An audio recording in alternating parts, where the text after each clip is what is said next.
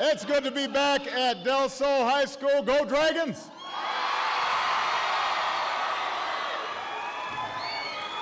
Let me just say that whenever I fly to Vegas on Air Force One, the plane's a little more crowded. For some reason, folks want to come to Vegas. But today it was also crowded with a whole bunch of people who've been passionate about making sure America always remains a nation of immigrants, including your Senator, Harry Reid, the leader of the Democrats in the House of Representatives, Nancy Pelosi, some extraordinary members of Congress who've been leading on immigration reform. They are doing unbelievable work, and I want to just name a couple of them, and if I forget somebody, make sure I don't get into trouble. From left to right, we've got Javier Becerra, Ben Lujan, Luis Gutierrez, Dina Titus, Steve Horsford, and Bob Menendez. We've got the son-in-law of Cesar Chavez and a hero to farm workers in his own right, Arturo Rodriguez.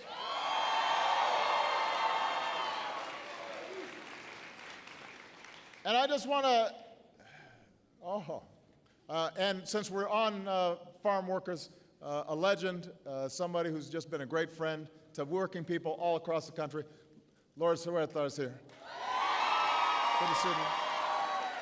Love you. You know, I'm so inspired by the introduction by Astrid. Now, last night I spoke directly to the American people about immigration, and you heard me talk about Astrid. And if you watched her introduction just now, you heard her talk a little bit about herself. She was brought here as a little girl and grew up believing in America and in her identity as an American, just like Malia or Sasha.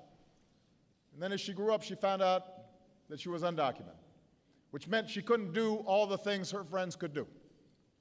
She feared that she and her brother could be separated from their dad.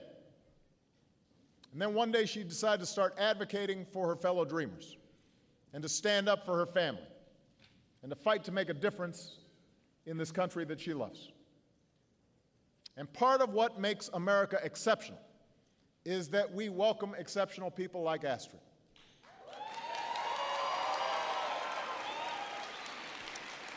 It makes us stronger. It makes us vibrant and dynamic. It makes us hopeful. We are a nation of immigrants, and that means that we're constantly being replenished with strivers who believe in the American dream, and it gives us a tremendous advantage over other nations. It makes us entrepreneurial. It continues the promise that here in America, you can make it if you try, regardless of where you come from, regardless of the circumstances of your birth. Now, our immigration system has been broken for a very long time, and everybody knows it.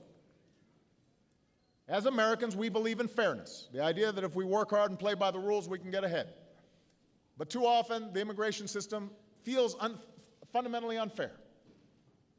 You've got families who try to come here the right way, but sometimes get separated or stuck in line for years. You've got business owners who are doing the right thing by their workers, offering good wages and benefits, and then you've got companies that are ignoring minimum wage laws or overtime laws, taking advantage of undocumented immigrants, and as a consequence, undercutting the employers who are doing the right thing.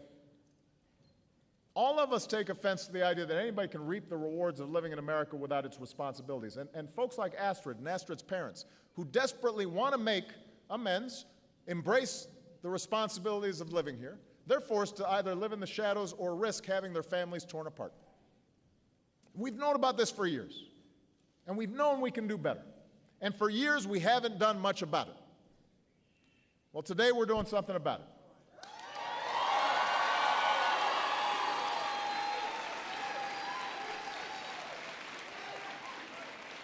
Now, when I took office, I committed to fixing this broken system.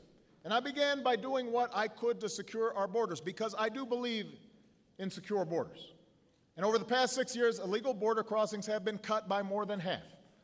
Don't let all the rhetoric fool you.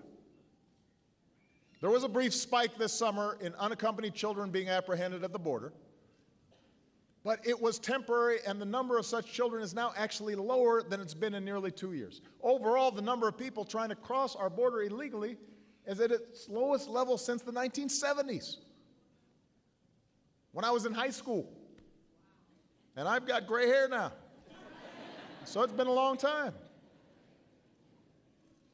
And nearly 2 years ago, I came here, Del Sol High School, right in this gymnasium.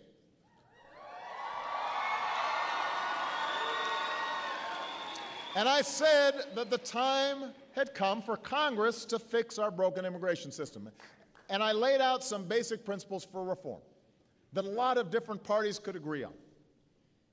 And what was remarkable was the consensus that started to develop. We had business leaders and labor leaders and evangelical leaders and law enforcement leaders.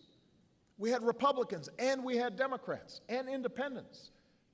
And they all said that, yes, we should secure our borders, we should bring our legal immigration system into the 21st century, and then, once and for all, we should give the 11 million people living in the shadows a chance to make amends and earn their citizenship the right way.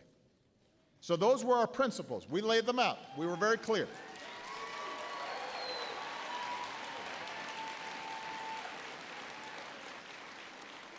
And after I laid out those principles, we then went to work with Congress. And we started in the Senate. And you ended up with a big majority of Democrats and Republicans and independents all coming together in the Senate to pass a bipartisan bill based on these principles. The Senate bill wasn't perfect. It was a compromise. That's how things work in Congress.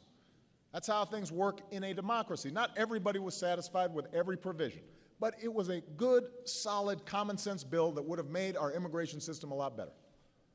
Would have doubled the number of Border Patrol agents. So for those who wanted more border security, that was in the bill. It would have made the legal immigration system smarter and fairer. It would have given the opportunity for young people who are talented and who have gotten a degree, maybe in computer science or some technical field, to stay here and work and contribute and create a business and create more jobs. You're welcome. It would have given